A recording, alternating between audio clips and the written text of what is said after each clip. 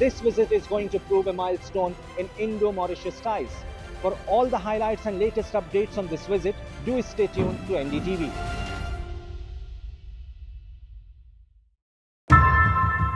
How often have you turned away from debates that descend into endless fights? We bring you a show where every question is answered, where every debate finds its resolution, where every story finds its conclusion, where opinions collide but facts prevail, where stories unfold with insights and trust. When the noise ends, the last word begins.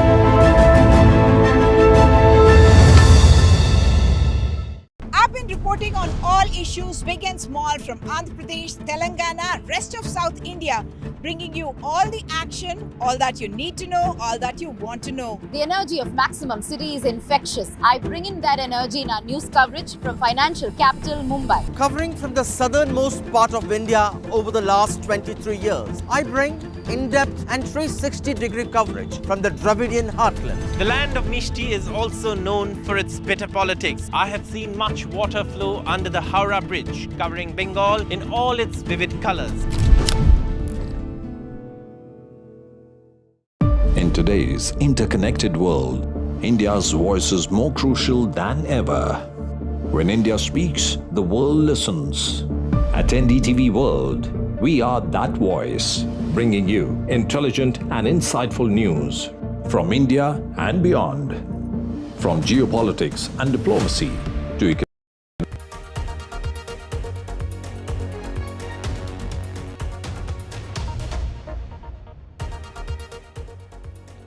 You are watching The World 24/7 on the NDTV network.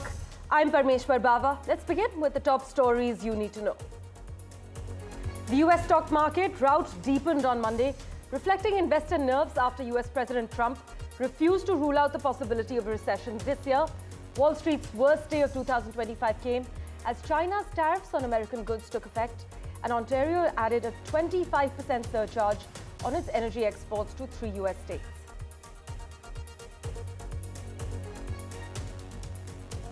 Prime Minister Modi's two-day state visit to Mauritius begins today.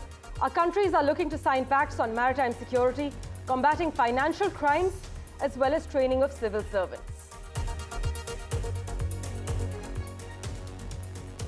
Senior US and Ukrainian officials have arrived in Saudi Arabia for high-stakes meetings today, aimed at repairing a severely damaged relationship that has left embattled without Washington support.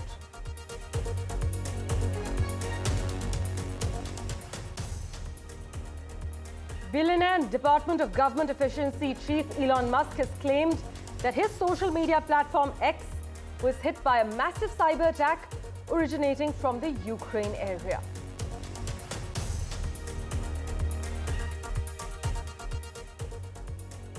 US Director of National Intelligence Tulsi Gabbard has announced that she has embarked on a multi-nation trip to the Indo-Pacific region, during which she will visit India, Japan, and Thailand.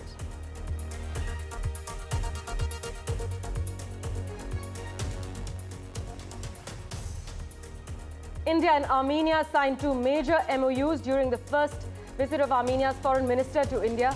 An MOU was signed between India's Central Drug Standard Control Organization and Armenia's Center of Drug and Medical Tech Expertise, another one on cooperation as well.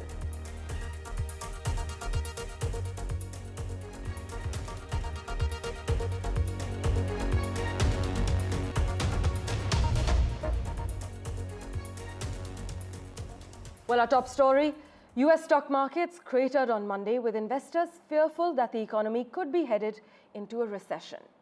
I'll tell you why this is a big deal. This could put new pressures on consumer confidence and the Trump administration, all just days ahead of a possible government shutdown in the United States. Wall Street's worst day of 2025 came as China's tariffs on American goods took effect, and Ontario added a 25% surcharge on its energy exports to 3 US states, as Canada had initially indicated as well. But is the American public fully aware of the potential risks of a recession, Or is there a disconnect between political rhetoric and economic reality in the US? Well, my colleague Mitch McCann joins us from New York to break down the latest developments. Listen in. Well, the three-week stock sell-off intensified on Monday. At the closing bell here on Wall Street, the Dow Jones was down 890 points. The Nasdaq fell 4% on Monday, and the S&P 500 was down 2.69%, almost 2.7%, which is its lowest level since December of 2024. The question is, why do the stocks continue to fall, as we've seen in recent weeks, and what's ahead? Well, the first part of that answer is the talk of tariffs and the on-again, off approach to tariffs is really causing confusion and spooking some investors. For example, last week, Donald Trump implemented a 25% tariff on both Canada and Mexico. By the end of the week, many of the industries that would have been affected by that no longer were, because the Trump administration changed its policy there. Then there's talk of a recession that we've seen on Monday as well. That is because over the weekend, Donald Trump had done an interview that aired on Sunday night on Fox News Business, where he was asked about the prospect of a recession in the coming months. And this is what he had to say. He said, I hate to predict things like that. There is a period of transition because what we're doing is very big. So instead of saying, no, there's not going to be a recession, he said we are in a position of transition at the moment, which will create more economic uncertainty ahead. So there's the tariffs, there's the talk of recession, there's also the fact that unemployment has ticked up from 4 to 4.1% last week, and inflation is still not close to that 2% target that the Federal Reserve would like to see. So still some uncertainty and possibly more to come. We're hearing reports that there could be more tariffs on steel and aluminum imports to the United States as early as the middle of this week. And then we're also looking towards those reciprocal tariffs that are going to be announced in early April. Mitch McCann, NDTV, New York.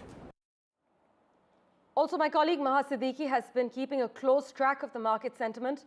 She joins us live at the moment.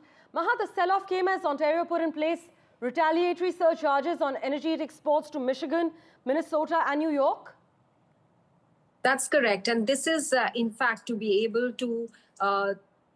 to get back on the U.S., which has sometimes announced and then taken back the tariffs that we have seen, the 25% tariffs specifically, which were announced by Donald Trump and then paused for a bit. But many of the products and goods that are being exported from Canada to U.S. already under the 25% tariff, because they are out of the ambit of the agreement between Canada, U.S. and Mexico called CUSMA on the Canadian side.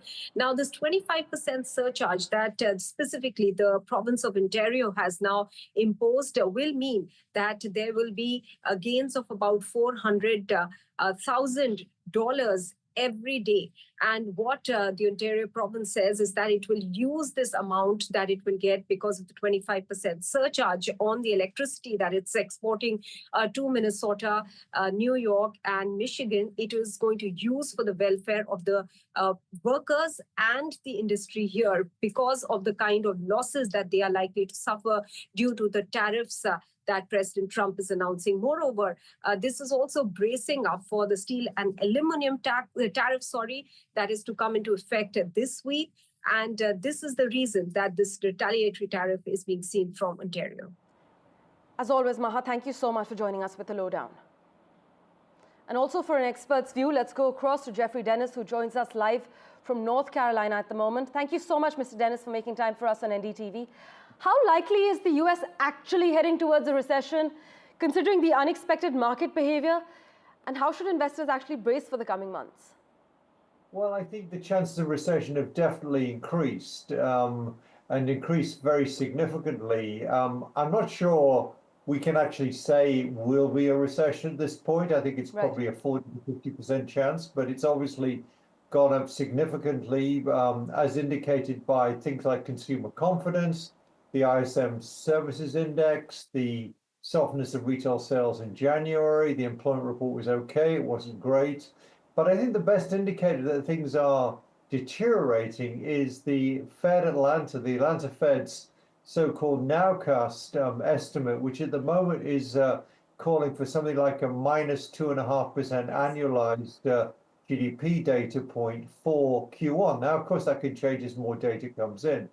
But I think the main reason why the markets are going down still here is because of the risk of recession now, against a background where there's massive uncertainty, as is very clear, on who's going to get tariffs put on them, how much, when, will they be taken off? Just huge uncertainty, which companies don't like above all. Meanwhile, I'm not sure the Fed has got a lot of room to cut interest rates at this point because of inflation. So I think it's all combining here to give us a very nasty market, and I don't think we've necessarily hit bottom quite yet. In fact, Mr. Dennis, Shelby McFadden mentioned that the current administration's policies in the US could lead to, quote, pain. Do you agree with this assessment? And how do these policies actually compare to those of previous administrations in terms of their potential to trigger a recession? Well, I mean, nobody wants a recession, and I don't suppose President Trump wants a recession, but he has freely admitted, as you mentioned in his television interview, that the economy may have some periods of turbulence. And so I think that the policies that we've seen taken by the new administration, especially to do with tariffs, above all, as I say, the uncertainty over tariffs, just make the recession a much more realistic possibility. Now, very few administrations would come into office and within 6 weeks would do things that really raise the risk of recession in an economy, unless you were dealing with a huge inflation problem, which you're not in the US. So clearly, there's a loss of confidence in the Trump administration, in my view, on the part of the markets anyway. And the nub of the issue, sorry to repeat myself, is the uncertainty over the tariff situation worldwide. We are apparently, it looks like, heading for something like a global trade war. And the US economy doesn't like that. It won't benefit from that. And frankly, in the short term, President Trump doesn't seem to care. Well, in fact, the drop in major tech stocks like Tesla and Apple has investors worried, especially since these companies are considered a key driving force behind the US economy. In fact, many are arguing, Mr. Dennis, that this is a stark early sign of a broader economic slowdown, but we still have some who say it's just a temporary market correction. Let's see how this pans out. Thank you so much for joining us with your comments on NDTV. Well, let's switch tracks now. Prime Minister Modi has embarked on a 2-day state visit to Mauritius, where he's also going to be the chief guest at the National Day celebrations. Now, Mauritius's Deputy Foreign Minister has said that they are pleased and extremely honored to have Prime Minister Modi's presence in Mauritius, and our two countries will look to further consolidate the already excellent partnership that exists between us. And calling it a special occasion, Mauritius's Deputy Foreign Minister has stated that all 34 ministers will welcome Prime Minister Modi with all the protocol and pomp. Well, he has an action-packed agenda while he's on this state visit. Our Prime Minister is, in fact, expected to further strengthen bilateral talks and sign several pacts. This could be in areas of tackling cross-border financial crimes, also trade, capacity building. But for the latest lowdown, let's go across to Port Louis, Mauritius, where my colleague Mohammed Ghazali has been tracking all the finer details. Ghazali, we're hearing several pacts in areas of capacity building, trade, also tackling cross-border financial crimes are likely to be signed during this tour. Take us through the plan of action. See, one of the major focus of this entire trip would be the maritime security, because the geostrategic location of Mauritius also offers us a great assistance in Indian Ocean region, because we know that how China has been influencing our neighborhood, be it Mauritius. We saw flip-flop relations with Mauritius when Mr. Moise became the president. He ran a campaign, India out and China in. But after becoming the president, he met Prime Minister Modi during the swearing ceremony, but that relation is still building up. Same goes with Sri Lanka. Sri Lanka got new president, Mr. Dissanayake. After winning the election and after getting into office, he visited China. China has been funding many projects in Sri Lanka, and that is why Mauritius becomes a real partner here. And this is the region where back in 2015, during his first trip as Prime Minister, Mr. Modi had envisioned the Sagar policy, the security and growth for all India in the Indian Ocean region. And that is why there are several key MOUs which are going to be signed as far as maritime security is concerned. There is a particular MOU which the Mauritian Navy will sign with the Indian government of the Maritime Department, where they will talk about gathering intelligence data in the naval ship here in the sea waters. That makes it very relevant for the security, for the maritime security. And why maritime security is also very significant here, because we know that Mauritius also happens to be the gateway to Africa for Indian trade, and that is why we come to the next part of the next layer of this relation, the trade ties. As far as the trade ties are concerned, the bilateral trade has only swelled in years between India and Mauritius.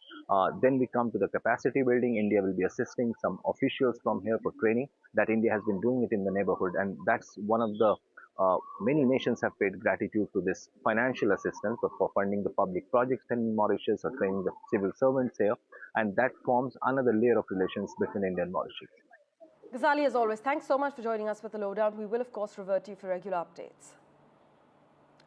Meanwhile, U.S. Secretary of State Marco Rubio is leading a delegation to Saudi Arabia for talks with Ukrainian officials on ways to end the 3-year war between Russia and Ukraine. But Ukrainian President Volodymyr Zelensky, who did arrive in Saudi Arabia on Monday for talks with Saudi Crown Prince Mohammed bin Salman, has said that he will not attend today's talks with U.S. officials. Zelensky has said that Ukraine's position in today's talks with U.S. officials will be fully constructive and that he hopes for practical outcomes from the negotiations on ending the Russian war in his country. Meanwhile, U.S. Special Envoy Steve Witkoff has claimed that Zelensky has now apologized to President Trump. But let's just listen in to what the U.S. Special Envoy to Middle East had to say. Zelensky sent a letter to the president. He apologized for that whole incident that happened in the Oval Office. I think that was an important step. And there's been a lot of discussion between our teams and the Ukrainians and the Europeans who are relevant to this discussion as well. And I would like to describe it as progress. And so I would hope that there's a deal. What's on the table, what's important to discuss are obviously security protocols for the Ukrainians. They care about that. The territorial issues, the utility plant, but these are not complicated things. They just need to be put on the table, and everybody needs to be transparent about what their expectations are. Then we can begin to have a discussion around how we compromise. And for a quick comment on the latest developments, we have with us Dr. Richard Benkin, live from Chicago. As always, Dr. Benkin, thank you so much for your time. Some analysts, quite interestingly, are saying that if Zelensky plays it right, he could put the ball back in Russia's court, really testing the Russians, who have so far been averse to any partial ceasefire. What's your take, Dr. Benkin? Well, first of all, thank you for having me on, and congratulations for another victory for your Prime Minister, Narendra Modi, who I've been a big fan of since he was CM in Gujarat. The situation in Ukraine is one that I think people need to understand one thing. Conflicts end in one of two ways. Either one side imposes its will on the other through a military victory, or the two sides negotiate an end to the war. At this point, there's no way Ukraine's going to impose a military victory on Russia. And I think President Trump has been clear about that. And, right. and Ukraine's best option is this sort of a negotiation. I think what happened during the dust-up at the White House is that President Trump is trying to broker a peace agreement between these two sides. And prior to his taking office, the United States took a very unequivocal position supporting Ukraine. President Trump knows, as someone who has brokered many deals, he knows you can't be an honest broker if you are clearly on one side, one person's side. He has also been accused of being a bully, sir. Pardon? He has also been accused of being a bully in this deal. Trump. Well, I'm not sure what people mean by that. I mean, the fact is, in addition to doing that with Mr. Zelensky, he also threatened Mr. Putin with serious sanctions when he seemed to take advantage of the daylight that has been developing between the United States and Ukraine.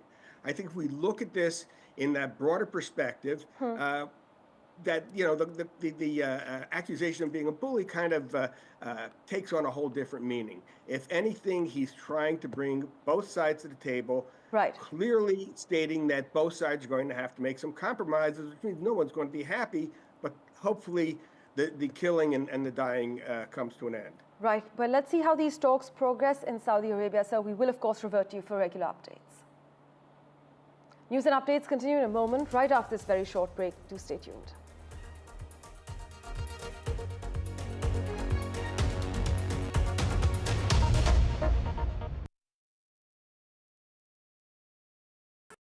A debate has many facets, perhaps no one right answer. Left, right, and center. Conversations that get to the core of the debate.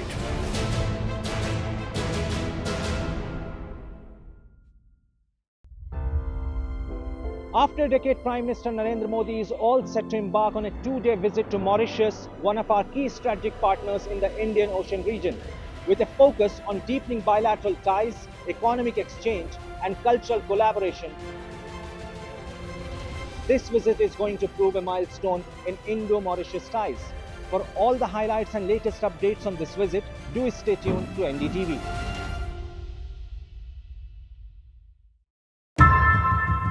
How often have you turned away from debates that descend into endless fights? We bring you a show where every question is answered,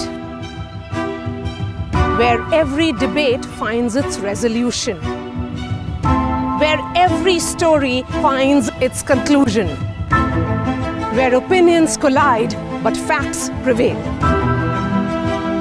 where stories unfold with insights and trust. When the noise ends, the last word begins.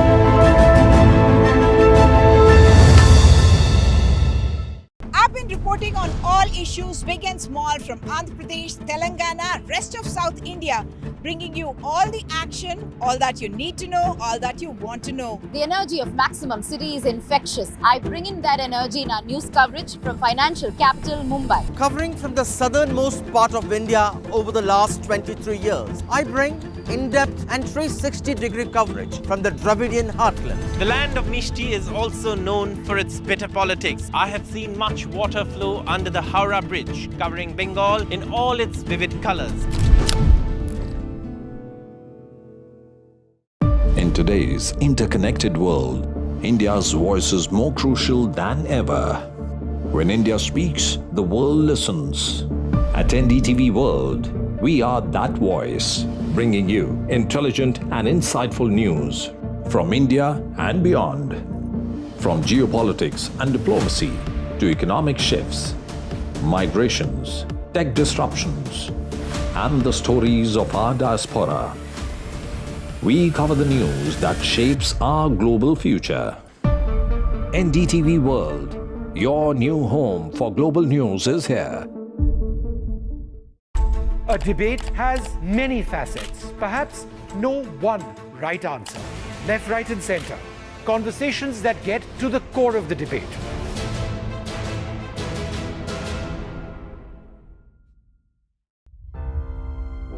After a decade, Prime Minister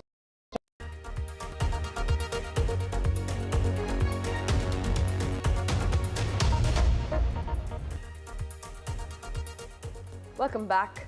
Greenland holds parliamentary elections today under unusually high global scrutiny due to US President Donald Trump's threats to annex the territory. Most local politicians have condemned Trump's proposal, with Greenland's Prime Minister actually accusing Trump of not treating island residents with respect.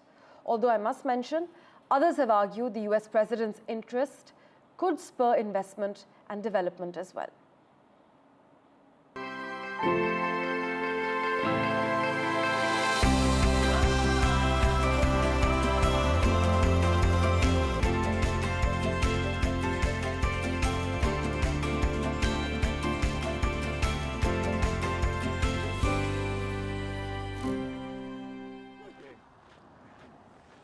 Greenlanders are gearing up to brave the freezing ice and snow for an election that could dramatically alter the Arctic island's future.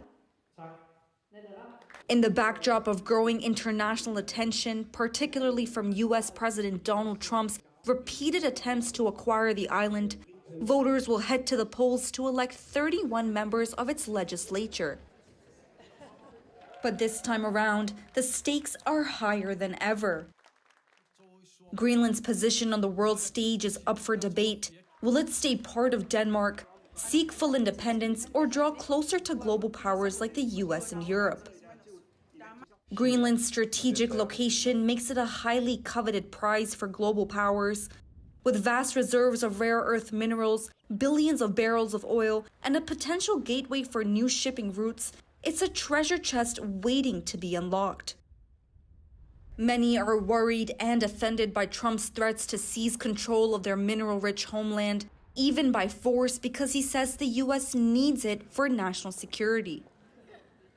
Greenland is a very independent with the help of Denmark, and honestly we have our own living resources, and if we were to become a part of the USA, a lot of our living resources would like shorten, and we wouldn't get as much money than we're getting from our fishing. Like it would increase a lot, and then we might get a lot of inflation doing so. And then he might add a lot of taxes here, which would also increase the homelessness here. So we feel like it's a bad idea, and we just more want to be like our little island, just more independent than anything else. Meanwhile, some voters believe US control could be beneficial. Donald Trump, she got the military, she got the food, she got everything. I think she's thinking about it. Greenland, we need help. No more tennis, no more everything. We need help. But many also see the global spotlight as an opportunity to promote their long-standing push for independence from Denmark, which is shaped up to be a key issue in the legislative election. As Greenland heads to the polls, the future of their island hangs in the balance, with crucial decisions ahead on its sovereignty and global alliances. The outcome could reshape not only Greenland's political landscape, but its place in the world. Samia Afsar, NDTV World. Thank you for investing your time and watching this edition of The World 24/7. As always, we'll keep tracking the latest developments for you. Do stay tuned.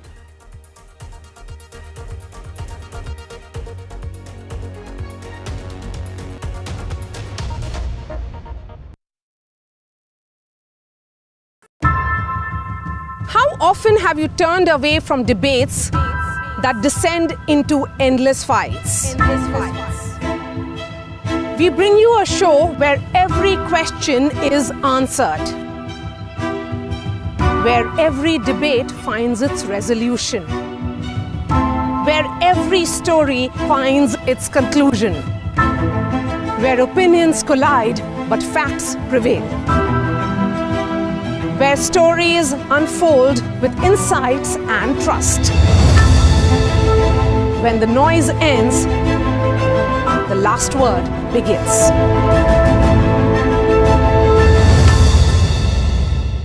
I've been reporting on all issues big and small from Andhra Pradesh, Telangana, rest of South India, bringing you all the action, all that you need to know, all that you want to know. The energy of Maximum City is infectious. I bring in that energy in our news coverage from financial capital Mumbai. Covering from the southernmost part of India over the last 23 years, I bring in-depth and 360-degree coverage from the Dravidian heartland. The land of Mishti is also known for its bitter politics. I have seen much water flow under the Howrah Bridge, covering Bengal in all its vivid colors.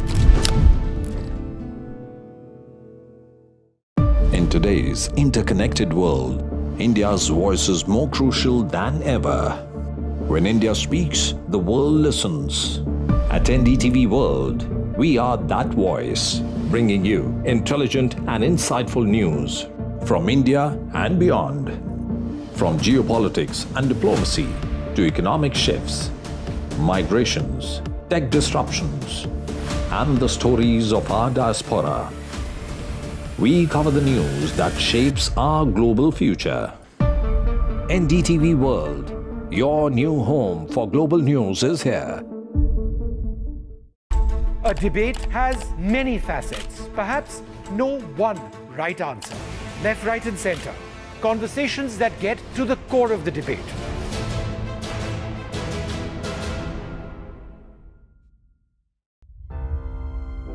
After a decade, Prime Minister Narendra Modi is all set to embark on a two-day visit to Mauritius, one of our key strategic partners in the Indian Ocean region, with a focus on deepening bilateral ties, economic exchange, and cultural collaboration.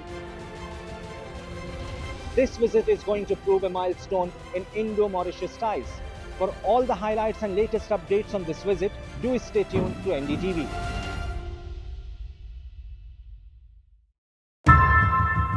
How often have you turned away from debates that descend into endless fights? We bring you a show where every question is answered, where every debate finds its resolution, where every story finds its conclusion, where opinions collide but facts prevail, where stories unfold with insights and trust. When the noise ends, the last word begins.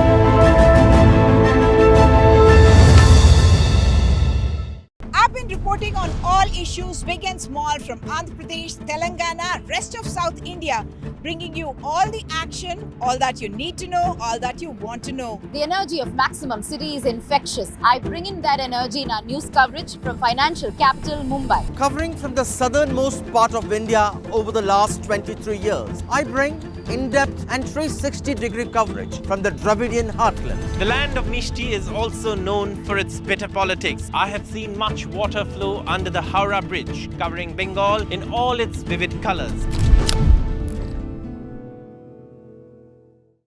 In today's interconnected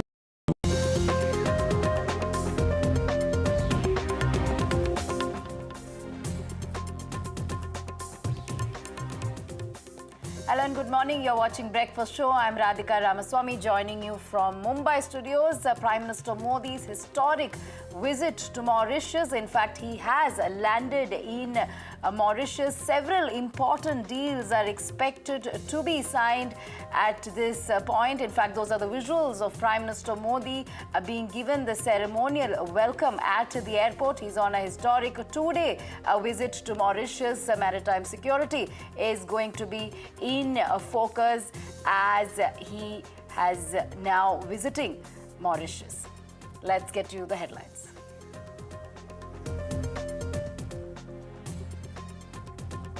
Prime Minister Modi in Mauritius on two-day visit. Chief guest at National Day celebrations focus on maritime security and bilateral ties.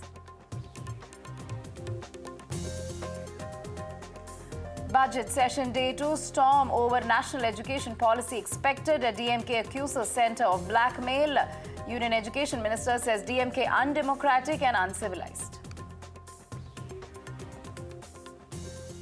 Enforcement Directorate heat on Chhattisgarh ex-Chief Minister Bhupesh Baghel's son. ED summons Chaitanya Baghel.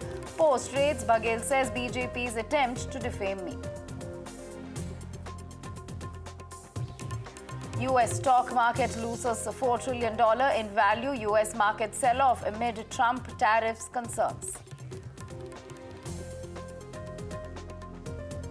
True stocks in Saudi Arabia, US, Ukraine set for crucial talks to end war. Champions return home. Indian cricketers arrive at airport. Shreyas Jadeja, Varun Akshar return.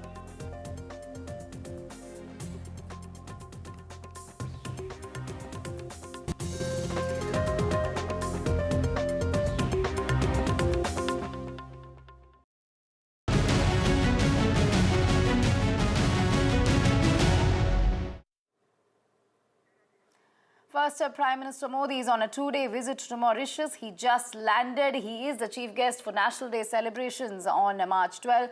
Several pacts in areas of capacity building, trade and tackling cross-border financial crimes are likely to be signed during the tour. Those are the visuals of Prime Minister Modi, who just landed in Mauritius. Let's go straight across to Ghazali. Ghazali, of course, this is an important visit. Give us the significance as far as the visit is concerned. What are the events, agreements that are expected to be the most important? See, there are multi-layers to this entire bilateral visit by the Prime Minister. One, because he also enjoys a personal rapport with the Prime Minister of Mauritius, Mr. Navin Chandran Ramagulam. And in this particular visit, obviously, the focus is on maritime security, but India and Mauritius are also going to sign multiple MOUs when it comes to defense ties, when it comes to trade ties, when it comes to cultural exchange. India has been assisting many public projects here in Mauritius, and that's kind of a goodwill initiative by India in the neighborhood. Mauritius also happens to be the place where back in 2015 during his